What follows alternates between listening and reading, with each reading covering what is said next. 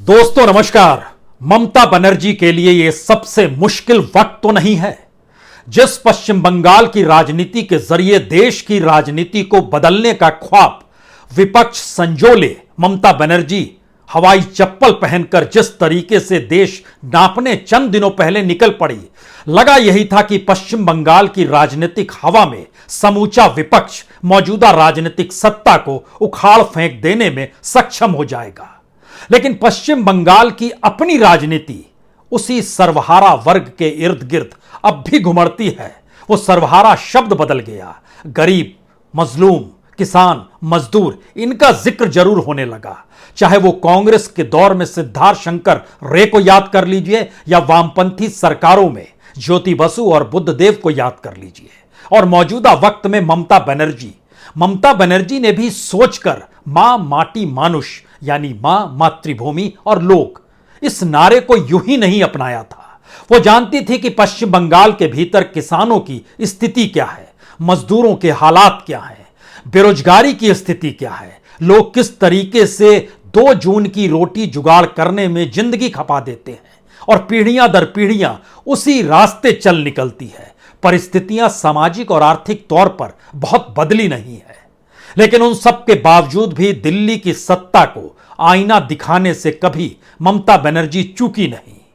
लेकिन यह पहला मौका है शायद ममता बनर्जी नहीं बल्कि बंगाल के राजनीतिक इतिहास में, जब सत्ताधारी पार्टी के उसके अपने मंत्री के घर और उसके सहयोगी के जरिए जब करोड़ों के कैश नजर आ रहे हैं। पूंजी के आश्रय राजनीति का खेल पश्चिम बंगाल को कभी अच्छा नहीं लगा, और शायद इसलिए करप्शन के चार्ज जब जब लगे, जिस पर लगे, उसमें कहा यही गया कि इसमें कॉरपोरेट को इतना कमाने के लिए दे दिया, या फिर चिटफंड के जरिए इतना कमा लिया, लेकिन कैमरे के सामने नोटों की गड्डियां कभी नहीं रहेंगी। तो क्या यह ममता बनर्जी के लिए पश्चिम बंगाल की राजनीतिक जमीन पर सबसे मुश्किल वक्त है? हमें लगता है कि आज इसे परखने की जरूरत है। यह इसलिए महत्वपूर्ण है क्योंकि ढहते हुए विपक्ष में जो लौ कहीं पर दिखाई देती थी बीते दिनों चुनाव के वक्त, पश्चिम बंगाल में जब समूची कैबिनेट दिल्ली से चलकर बंगाल की सड़कों पर घूम रही थी, प्रधानमंत्री खुद रैली दर रैली कर रहे थे, गृह मंत्री रैली कर रहे थे, रक्षा मंत्री रैली कर रहे थे, उत्तर प्रदेश के मुख्यमंत्री रैली कर रहे थे, वित्त मंत्री, कॉमर्स मिनिस्टर, सारे मंत्री पश्चिम बंगाल की गलियों में घूम रहे थे। ऐसे में एक ही शख्स सामने खड़ी थी, वह थी ममता बनर्जी। और ममता बनर्जी ने पिछले चुनाव की तुलना में ज्यादा सीटें जीतकर इस बात का एहसास दिल्ली की सत्ता को करा दिया कि बंगाल की सत्ता को डिगा पाना बहुत मुश्किल है। लेकिन बीजेपी ने अपनी पहुंच और पकड़ पश्चिम बंगाल के भीतर मोदी काल में जिस तरीके से बनाई, वह भी गौर करने की बात है, क्योंकि अटल बिहारी वाजपेयी और आडवाणी के दौर को याद कीजिएगा तो 2 पार्षद जीते थे और पश्चिम बंगाल में गुलाल उड़ाए गए थे और नाच गाना संगीत हुआ था। बीजेपी खुश थी। लेकिन आज की तारीख में पश्चिम बंगाल में बीजेपी दूसरे नंबर की पार्टी बन चुकी है। लेकिन फिर वही सवाल, पश्चिम बंगाल की सामाजिक आर्थिक परिस्थिति क्यों इजाजत नहीं देती है, और जिस संघर्ष के आश्रय ममता बनर्जी ने टीएमसी को बनाया और अपने राजनीतिक जमीन को पुख्ता किया, उसके पीछे कौन सा दर्द और कौन सा पसीना है? क्योंकि सिंगूर की गलियों में किसानों के दर्द के साथ खड़े होना, नंदीग्राम में 7,000 परिवारों के बीच लगातार चलते चले जाना, यह कहकर कि 70,000 लोगों का घर यहां पर उजड़ने नहीं देंगे, सीपीएम जिस हल्दिया प्रोजेक्ट को ला रही है उसे लगने नहीं देंगे। यानी किसानों का जिक्र था, गांव के गांव को उजड़ने से बचाने का जिक्र था, और यही लौ लालगढ़ तक पहुंची जहां आदिवासियों का जिक्र था। आरोप नक्सलवादियों से संबंध को लेकर भी लगे, लेकिन सवाल सिर्फ इतना था कि जो नक्सलबाड़ी से ज्योति बसु की उपज हुई, उस राजनीतिक जमीन को सर्वहारा से गरीब मजलूम के तौर पर शब्दों के आश्रय बदलते हुए ममता बनर्जी ने एक अपना नया वोट बैंक क्रिएट किया। और उस वोट बैंक या वामपंथियों की वोट बैंक या फिर कभी कांग्रेस की सत्ता रही है तो उस दौर को भी याद कर लीजिए, नोटों की गड्डियों के आश्रय और रईसी और चकाचौंध के आश्रय पश्चिम बंगाल की राजनीति कभी हुई नहीं है। वहां के हालात इसलिए गौर करने की जरूरत है क्योंकि सवाल पार्थ चटर्जी का नहीं है, सवाल पश्चिम बंगाल की उस सामाजिक परिस्थिति की समझ का है। पश्चिम बंगाल में बेरोजगारी की परिस्थिति कितनी नाजुक है यह सिर्फ इस बात से समझा जा सकता है कि वहां पर 2 पद के लिए औसतन जो है, जब लोग उसमें फॉर्म भरते हैं तो उनकी संख्या वहां पर 500 से ज्यादा होती है। 2 पद के लिए 500 से ज्यादा यह मिनिमम की स्थिति है और ज्यादा से ज्यादा वो 5000 तक पहुंच जाते हैं। रोजगार दफ्तर में पश्चिम बंगाल में 35 लाख रजिस्टर्ड बेरोजगार हैं जो कॉरपोरेट और प्राइवेट सेक्टर सहित सरकारी नौकरियों को पाने के लिए बेचैन है। 2 लाख स्थायी पद खाली पड़े हैं ममता बनर्जी के काल में। 1.5 लाख शिक्षकों के पद खाली पड़े हैं, उन्हीं शिक्षकों के मद्देनजर जिनकी नियुक्ति को लेकर कहा गया कि करोड़ों के वारे न्यारे पार्थ चटर्जी ने मंत्री रहते हुए कर दिए। सवाल उसके आगे देखने और समझने का है क्योंकि सबसे ज्यादा कर्ज में डूबा हुआ राज्य इस देश के भीतर में जो 5 राज्य आते हैं उसमें पंजाब, बिहार, राजस्थान, कर्नाटक, केरल और पश्चिम बंगाल है और पश्चिम बंगाल के ऊपर 4.5 लाख करोड़ से ज्यादा का कर्ज है। सवाल यह भी नहीं है, सवाल यह है कि वहां की परिस्थितियों को देखिए। जो आरोप लगे उसमें प्राइमरी और अपर प्राइमरी की जो नियुक्तियां हो रही थी उसमें पश्चिम बंगाल के अखबारों की रिपोर्ट कहती है और वहां पर विपक्ष के नेताओं से बातचीत कहिए वह भी कहते हैं 10 से 15 लाख रुपए लिए जा रहे थे। जो कॉलेज शिक्षकों की नियुक्ति हो रही थी उसमें 25 से 40 लाख रुपए लिए जा रहे थे। एक रिपोर्ट जो विपक्ष की तरफ से हमारे पास चलकर आई वो इसलिए बड़ी महत्वपूर्ण है क्योंकि उसमें इन आंकड़ों की जानकारी है कि आखिर कितना पैसा किस रूप में वसूला जा रहा था और कितनी नियुक्तियां हुई। नियुक्तियों की संख्या बताई गई है तकरीबन 1025। इसके भीतर ग्रुप सी में 381 ऐसे असफल उम्मीदवार जो परीक्षा पास नहीं कर पाए उनको नौकरी मिल गई। ग्रुप डी में 609 ऐसे उम्मीदवार जिनको नौकरी मिल गई। सवाल यह था कि अगर औसतन भी प्राइमरी और अपर प्राइमरी और शिक्षक तबके को जोड़ दिया जाए तो यह 100 करोड़ के पार पहुंच जाती है रकम जो सिर्फ घूस के तौर पर ली गई होगी। सवाल है कि 100 करोड़ सिर्फ आंकड़ों के लिहाज से भारत की राजनीति के करप्शन के दायरे में बड़ी छोटी रकम है, लेकिन पश्चिम बंगाल के भीतर में जो बच्चे लगातार नौकरी चाहते होंगे उनसे जो वसूला जा रहा होगा अगर औसतन भी लीजिएगा तो 10 लोग के पास यह खबर जरूर पहुंचती है कि इस व्यक्ति की नौकरी लगी, इसने इतनी घूस दी। और यह समाज जो है पश्चिम बंगाल का वह कोई बिखरा हुआ समाज नहीं है, बहुत एकजुट समाज है। उसमें संवाद की प्रक्रिया बहुत ज्यादा है। किस्सा गोई और सड़कों पर घुमड़ते हुए बातचीत करना पश्चिम बंगाल की आदत रही है। उसकी अपनी सांस्कृतिक पहचान भी किताबों से निकलकर बहस चर्चाओं में खोती रही है। उस पश्चिम बंगाल के भीतर ममता बनर्जी की इस राजनीतिक जमीन को जो संघर्ष के आश्रय खड़ा किया गया, क्या पार्थ चटर्जी के इस पूरे कांड ने हिलाकर रख दिया है? और आने वाले वक्त में ममता बनर्जी के सामने क्या मुश्किल हो जाएगी? हमें लगता है कुछ और परिस्थिति को समझने की जरूरत है क्योंकि पश्चिम बंगाल के भीतर में कितनी बड़ी तादाद में मजदूर जो प्रवासी मजदूर लौटे थे उन मजदूरों को उन जो पैसा दिया गया था वह 1,000 रुपए दिया गया था मदद के तौर पर और कहा गया था हमने 2,23,000 प्रवासी मजदूरों को पैसा दिया, 1,000 रुपए। और यहां पर हम करोड़ों का जिक्र कर रहे हैं, लेकिन सवाल यह है क्या वाकई सिर्फ 2,23,000 प्रवासी मजदूर थे? राज्य सरकार की रिपोर्ट कहती है 12 लाख मजदूर प्रवासी थे और लेबर डिपार्टमेंट की रिपोर्ट कहती है, जो इंटरनेशनल लेबर ऑर्गेनाइजेशन है उसकी रिपोर्ट पश्चिम बंगाल को लेकर कहती है 30 से 40 लाख प्रवासी मजदूर पश्चिम बंगाल के देश के अलग अलग हिस्सों से लौटे थे जब लॉकडाउन की स्थिति थी। एक सवाल, 2,23,000 को तो 1,000 रुपए मिल गए, लेकिन बाकी जो लगभग 30-40 लाख थे प्रवासी मजदूर उनकी क्या स्थिति होगी? और जब उन तक खबर यह पहुंचेगी करप्शन का यह आलम, वह भी मां माटी मानुष और ममता बनर्जी के हवाई चप्पल और सूती साड़ी के आश्रय ईमानदारी और संघर्ष की जो बुनियाद थी, क्या वो इस दौर में हिल गई है? बहुत सारे लोग कहते हैं हिली इसलिए नहीं है क्योंकि इससे पहले भी बहुत सारे ऐसे नेता थे जिनको ममता बनर्जी ने खुद से अलग किया और एक के बाद एक सबने धोखा भी दिया। उसमें एक नाम शोभन बनर्जी का आता है। नगर निगम के मेयर हुआ करते थे, विवाद तो और कुछ संबंध थे विवाह के बाद भी, उसको लेकर ममता बनर्जी सामाजिक तौर पे नहीं पचा पाई और उन्होंने उसे हटा दिया। वो बाद में बीजेपी में शामिल हो गए। मुकुल राय, याद कीजिए, सारडा चिटफंड, उनका नाम आया, हंगामा मचा, उन्होंने उन्हें भी दरकिनार किया, वह भी बीजेपी में चले गए। आज की तारीख में दोबारा लौट कर आए हैं, लेकिन ममता बनर्जी की पॉलिटिकल पार्टी में हाशिए पर ही है। मदन मित्रा, यह भी चिटफंड में फंसे थे, वह भी हाशिए में है। लेकिन सवाल पार्थ चटर्जी का है। करोड़ों की रकम है और उन सब के बीच महिलाओं से संबंध है।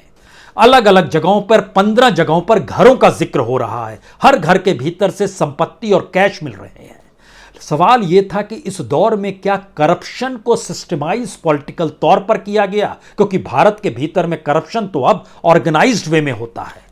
अगर आप दिल्ली का जिक्र कीजिएगा और मौजूदा वक्त में मोदी सत्ता का जिक्र कीजिएगा तो ऑर्गेनाइज्ड वे में करप्शन है। कोई मंत्री करप्ट अब नहीं होता है। करप्ट होता है तो पार्टी फंड में पैसा जाता है, कॉरपोरेट को पैसा दिया जाता है तो वह पॉलिटिकल फंडिंग के तौर पर लौटाता है। और यानी एक ऐसे नजरिए से दिल्ली की सियासत देखती है जिसमें हम कह सकते हैं कि यह कॉरपोरेट युग है। लेकिन पश्चिम बंगाल की राजनीति इस बात की इजाजत नहीं देती है कि वहां पर आप कॉरपोरेट युग के जरिए करप्शन को कर पाए। तो इस तरीके से अगर वसूली हो रही थी तो क्या इसका असर आने वाले वक्त में ममता बनर्जी की अपनी जमीन को डिगा देगा? क्योंकि बेरोजगारों की स्थिति वहां पर क्या है, यह सिर्फ इससे समझ लीजिए कि जो बेरोजगारों की तादाद लगभग 1,81,000 बेरोजगारों को ममता बनर्जी युवा श्री सहायता देती है, यानी 1,500 रुपए महीना। अब आप जोड़ते चले जाइए, 1,500 रुपए महीने, 1,81,000 युवा श्री बेरोजगारों को, प्रवासी मजदूरों को 2,23,000 1,000 रुपया, और इन सब में जो बेरोजगार महिलाएं हैं वो छोटा मोटा उद्योग धंधा शुरू कर दे तो उनको 3.5 लाख रुपए का इंटरेस्ट फ्री कर्ज दिया जाता है, लेकिन उन्हें लौटाना पड़ेगा। अब जब आप इन्हें जोड़ना शुरू करेंगे, इसके साथ वहां पर 4 लाख मछुआरों का जिक्र भी कर दीजिए। सामाजिक परिस्थितियों को समझिए, पैसे की कीमत वहां पर कितनी महत्वपूर्ण है और पैसा ना हो पाना और दरिद्रगी और मुफलिसी की प्रतीक के तौर पर पश्चिम बंगाल की क्या सियासी जमीन है। शायद इसीलिए ममता बनर्जी ने उस संघर्ष को ही हमेशा से थामे रखा जहां उन पर कोई दाग ना लगे। एक सवाल कोई भी पूछ सकता है, दाग तो प्रधानमंत्री मोदी पर भी नहीं है, लेकिन करप्शन और कॉरपोरेट मित्रों को जितनी मदद दी जाती है तो क्या उन्हें करप्ट ना माना जाए? भूल जाइए थोड़ी देर के लिए उस हिस्से को, इस हिस्से पे आइए। ममता बनर्जी की सादगी, उनकी ईमानदारी और उनका संघर्ष शायद बाकी करप्शन को ढक तो नहीं लेता है, और अगर नहीं ढकता है तो क्या उनके अपने तेवर और उनकी अपने मिजाज राजनीतिक तौर पर बाकियों को करप्ट होने से रोक क्यों नहीं पाता है? यह भी कोई भी सवाल कर सकता है। तो पश्चिम बंगाल में आम लोगों ने के सामने जब सिद्धार्थ शंकर रे थे तो उन्होंने उनकी सत्ता पलटी थी, क्योंकि वह नक्सलबाड़ी का दौर याद कीजिए, जब आंदोलन हो रहे थे किसानों के, मजदूरों को, उसमें एक विचारधारा का पुट सर्वहारा की सत्ता का दिया गया था। ज्योति बसु 3 दशकों तक सत्ता में रहे और उसके बाद ममता बनर्जी ने कमोवेश उसी मैनिफेस्टो को उठाया और उसको नए तरीके से मां माटी मानुष के मातहत उन्होंने उसको सामने रख दिया। इसीलिए राजनीतिक जीत का सिलसिला भी अगर आप पढ़ना शुरू करेंगे तो 98 में जब टीएमसी बनी तो उसको 7 सीटों पर जीत मिली थी लोकसभा की, लेकिन 1999 में वो बीजेपी के साथ चुनाव लड़ती है और वहां पर उसको 8 सीटें मिलती है, यानी 1 सीट ज्यादा मिलती है। सन 2000 में नगर निगम का चुनाव जीतती है टीएमसी, और यहां से संघर्ष राजनीतिक तौर पर सफलता अपने बूते मिल सकती है, इसकी एक पहली लकीर उसे दिखाई देती है। और लेकिन उसके तुरंत बाद सन 2001 में कांग्रेस के साथ मिलकर विधानसभा चुनाव लड़ती है, 60 सीटें जीतती है, 30% वोट आता है। उसके बाद अगर सिलसिला तरीके से विधानसभाओं को देखिएगा तो 2001 के बाद 2060 में एक झटके में नीचे सीट चली जाती है, क्योंकि वह बीजेपी के साथ मिलकर लड़ती है। 30 सीट मिलती है, परसेंटेज ऑफ वोट भी 4% कम हो जाता है, 30% से घटकर 26%। 2006 के बाद उसके बाद पश्चिम बंगाल की राजनीति इसलिए पलटती है क्योंकि वही गरीब या वही जिसका जिक्र करती है मां माटी मानुष का, उसी के आश्रय सिंगूर का आंदोलन, उसी के आश्रय नंदीग्राम का आंदोलन, लालगढ़ की आग, ये सारी परिस्थितियां पश्चिम बंगाल की सियासत से वामपंथियों को उखाड़ फेंकती है और जीत मिलती है। 2011 में 184 सीट पर अपने बूते जीतती है और 38% वोट मिलते हैं, मुख्यमंत्री बनती है। 2016 में और ज्यादा सीट मिलती है 2011, जबकि दिल्ली में नरेंद्र मोदी आ चुके थे, बावजूद इसके 44% सीट परसेंटेज वोट मिलता है। और 2021 में यानी पिछले साल हुए चुनाव में 2 सीट और ज्यादा 213 सीटों पर जीतती है। यह है ममता बनर्जी का पूरा राज्य का ग्राफ, जहां पर वो परसेंटेज ऑफ वोट 47% पार कर जाती है। लेकिन लोकसभा के चुनाव में भी वह अपनी जमी को नहीं छोड़ती है, क्योंकि 2014 में तो नरेंद्र मोदी की एंट्री भर हुई थी, पूरे देश में हवा थी, लेकिन पश्चिम बंगाल में 34 सीटों पर टीएमसी ही जीतती है और 40% वोट उसे मिलते हैं। बीजेपी को सिर्फ 2 सीट मिलती है, 18 सीट ही वोट मिलते हैं, 18%। और 2019 में जब नरेंद्र मोदी ठसक के साथ पूरे देश में अपने तौर पर अपनी पहचान पार्टी से बड़े, आरएसएस से बड़ा अपने आप को साबित कर चुके थे, तब भी पश्चिम बंगाल के भीतर में 22 सीट टीएमसी जीतती है। यह अलग मसला है कि इस दौर के भीतर में परिस्थितियां बदलती हैं और अपने तौर पर कुछ सीट और ज्यादा लेकर आ जाती है।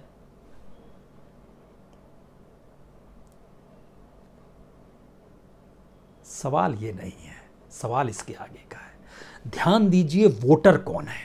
पश्चिम बंगाल के भीतर का वोटर गरीब है, मजदूर है, किसान है, मुफलिसी में जीने वाला है, बेरोजगार है, युवाओं की पूरी पीढ़ी के सामने कोई भविष्य नजर नहीं आ रहा है, कॉरपोरेट का उस रूप में वहां पर आगमन नहीं हुआ है जहां पे निजी एस्पेक्ट में भी उसको कहीं से जॉब मिल पाए। इन सारी परिस्थितियों में वही वोटर है जो देख रहा है ईमानदारी के साथ संघर्ष करती हुई ममता बनर्जी के साथ खड़ा हुआ जा सकता है। और शायद इसीलिए शहरों से ज्यादा समूचे ग्रामीण पश्चिम बंगाल में ममता बनर्जी को 60% से ज्यादा वोट मिलते हैं।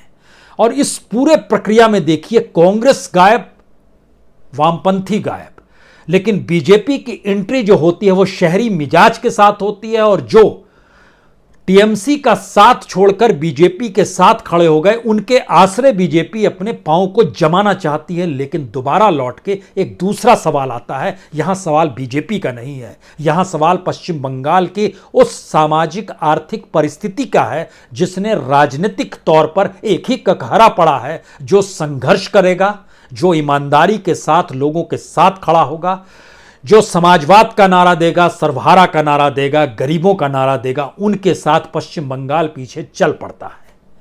इस दौर में शहर और गांव के बीच की दूरियां भी बढ़ी हैं। लेकिन क्या वाकई जो दृश्य आज नजर आ रहा है पार्थ चटर्जी के जरिए, उस दृश्य को लेकर कहा जा सकता है कि ममता बनर्जी की जमीन बच गई? क्योंकि लोकसभा चुनाव की प्रक्रिया में भी ऐसा नहीं है ममता बनर्जी बीजेपी के साथ अटल बिहारी वाजपेयी के बेहद करीब, अटल बिहारी वाजपेयी उनके घर तक गए, उनकी माता का चरण छुआ उन्होंने। और ममता बनर्जी बीजेपी के साथ खड़ी थी, सबसे प्रिय तौर पर अटल बिहारी वाजपेयी के थी। फिर वो यूपीए के साथ भी आई, मनमोहन सिंह के साथ भी रही। लेकिन मनमोहन सिंह का साथ उन्होंने क्यों छोड़ा? इसलिए छोड़ा क्योंकि खुदरा क्षेत्र में एफडीआई कांग्रेस ला रही थी, इसलिए छोड़ा क्योंकि डीजल की कीमत बढ़ रही थी, इसलिए छोड़ा कि जो सब्सिडी वाले सिलेंडर होते हैं उसकी संख्या सीमित करने का ऐलान मनमोहन सिंह सरकार कर रही थी। एक झटके में ममता बनर्जी 2012 को साथ छोड़कर निकल गई। संघर्ष के आश्रय और आने वाले वक्त में भारत की परिस्थिति, उसके मद्देनजर नीतियां हों, इस आईने में खुद को ममता बनर्जी ने देखा है। लेकिन एक झटके में पार्थ चटर्जी, अर्पिता, और भी कई नाम आते हैं, मोनालिसा, कोई और नाम भी आ रहा है। सवाल ये नहीं है, सवाल है कि जिस एजेंसीज का उपयोग, जांच एजेंसियों का उपयोग राजनीतिक तौर पर दिल्ली में मोदी सत्ता तमाम विपक्ष पर कर रही है, और विपक्ष इसका आरोप खुले तौर पर, पहले सीबीआई का इस्तेमाल और अब ईडी को लेकर जो शोर मचा रहा है, उन सब के बीच पहली बार तथ्य अगर सामने है तो वो पूरा का पूरा संघर्ष जो विरोध का एजेंसियों के खिलाफ था, वो एक झटके में गायब हो गया। एक झटके में डाइल्यूट हो गया, एक झटके में लगा नहीं एजेंसियां अपना काम ठीक कर रही है। और ममता बनर्जी जिस आसरे राज्यपाल के सामने खड़े होती थी, धर्मपाल धनखड़, उनको भी लेकर चेताती रही यूनिवर्सिटीज के चांसलर कौन होगा, इसको लेकर परिभाषा बदल दी। ये सारी परिस्थितियों की लकीर अगर राजनीतिक तौर पर आज की तारीख में एनालिसिस किया जाएगा तो क्या यह कहा जाएगा यह संघर्ष झूठा है? इस संघर्ष की जमीन राजनीतिक लाभ पहुंचाने भर की है, या फिर उस समाज की आर्थिक परिस्थितियों को पिरोते हुए पश्चिम बंगाल के भीतर में स्थिति बेहतर बनाने का संघर्ष है? कौन सी परिस्थिति है? हिंदू मुस्लिम को लेकर भी संघर्ष की परिस्थिति देखी गई है, लेकिन सवाल सिर्फ एक ही है। बीजेपी का जिक्र किया जाएगा तो वो एक अलग आईना है, लेकिन जब ममता बनर्जी का जिक्र किया जाएगा तो वो एक बिल्कुल अलग आयाम है। शायद इसीलिए जब इस बात का जिक्र आया कि किस तरीके से दक्षिणी 24 परगना की वेहला सीट पर 2001 से जो पार्थ लगातार चुनाव जीतते आए, ये पार्थ चटर्जी ममता बनर्जी के साथ 60 के दशक में कॉलेज की राजनीति किया करते थे। कॉरपोरेट में चले गए, महाप्रबंधक तक के पद को इन्होंने संभाला। लेकिन 1998 में जब ममता बनर्जी ने कहा मैं कांग्रेस छोड़कर अपनी पार्टी बनाऊंगी, तो यही पार्थ चटर्जी कॉरपोरेट की नौकरी छोड़कर राजनीतिक तौर पर ममता के साथ खड़े हो गए। यानी टीएमसी के संस्थापक सदस्य के तौर पर उनकी पहचान है। और 1998 से लगातार अगर देखिए तो इस 24 साल की राजनीति में क्या वो कॉरपोरेट का घाटा मुनाफा राजनीतिक तौर पर पार्थ चटर्जी एनालिसिस करते रहे? क्योंकि यह संभव कतई नहीं हो सकता है कोई अकेला शख्स कैबिनेट मिनिस्टर के तौर पर करप्ट हो जाए और सत्ता को इसकी जानकारी ना हो। यह संभव ही नहीं है अपने तौर पर कि पार्थ चटर्जी, जिनकी महत्ता इतनी कि उन पार्टी के भीतर उन्हीं के लिए महासचिव का पद क्रिएट किया गया, जो पार्टी का मुखपत्र है उसके भी संपादक वही, और 3-3 मंत्रालयों को संभालने वाले मौजूदा वक्त के अकेले शख्स वही, इन सारी परिस्थितियों के बाद उनको निलंबित कर दिया गया। यानी रास्ता आने वाले वक्त में खुला है। अगर आप कह रहे हैं ये साजिश फंसाया गया तो फिर निकल कर आइए, फिर आपको ले लेंगे। लेकिन अगला और आखिरी सवाल, पश्चिम बंगाल के भीतर 60% आबादी दरअसल उसी को चुनती है जो एक वक्त संघर्ष के आसरे उनके सवालों को उठाता है। कभी ज्योति बसु ने उठाया तो उनके साथ खड़े थे। ज्योति बसु डाइल्यूट हुए, कॉरपोरेट के पक्ष में गए, हल्दिया प्रोजेक्ट लेकर आने का जिक्र हुआ, किसानों की जमीन पर वहां पर कार बनाने का जिक्र हुआ। सारी चीजें फिसलती चली गई और संघर्ष के आसरे पूरा पश्चिम बंगाल ममता के साथ आकर खड़ा हो गया। लेकिन 10 बरस की सत्ता संभालने के बाद क्या एक ये राजनीतिक डिरेल्डपन आया है, या फिर ये एक संभलने का मौका है? क्योंकि भारत की राजनीति जिस चकाचौंध और कॉरपोरेट को देख रही है, उसने समूचे भारत में आर्थिक नजारा कौन सा पेश किया है, यह किसी से छुपा हुआ नहीं है। और पश्चिम बंगाल से हवाई चप्पल पहनकर ममता बनर्जी जब पूरे देश को नापना चाहती है, तो फिर उनको अपने इर्द गिर्द भी शायद वैसे लोगों और वैसी विचार के साथ चलना होगा जो विचार नोटों की गड्डियों में ना समा जाएं, जो गाड़ियों में ना खो जाएं, जो विलासिता में ना खो जाएं, जो महिलाओं के आंचल में छुपे हुए दिखाई ना दें, जो रंग रंगीनियों में खोए हुए नजर ना आए, जो अपने तौर पर संघर्ष करने का मादा रखते हों, साथ वही खड़े हों। लेकिन मुश्किल फिर वही है। अभिषेक बनर्जी आज की तारीख में सबसे पावरफुल हैं, आरोप तो उन पर भी लगे हैं। वहां पर भी कोयला खादान का खेल है, वह भी कह रहे हैं फंसाया गया है। जनता को ही तय करना होता है और जनता ही तय करती है और अपनी सामाजिक आर्थिक परिस्थितियों को देखकर ही तय करती है। 21 महीने के बाद चुनाव होने हैं इस देश के। बंगाल वहां पर कहां खड़ा होगा, इस पर सबकी नजर रहेगी। और 4 साल के बाद पश्चिम बंगाल में चुनाव होंगे, तब ममता कहां रहेगी, इस पर भी सबकी नजर होगी। लेकिन मौजूदा वक्त शायद सबसे मुश्किल भरा समूचे विपक्ष के लिए, ममता बनर्जी के लिए, और उस संघर्ष की राजनीति के लिए भी जिस संघर्ष पर जनता भरोसा कर लेती है। बहुत बहुत शुक्रिया, बहुत बहुत शुक्रिया।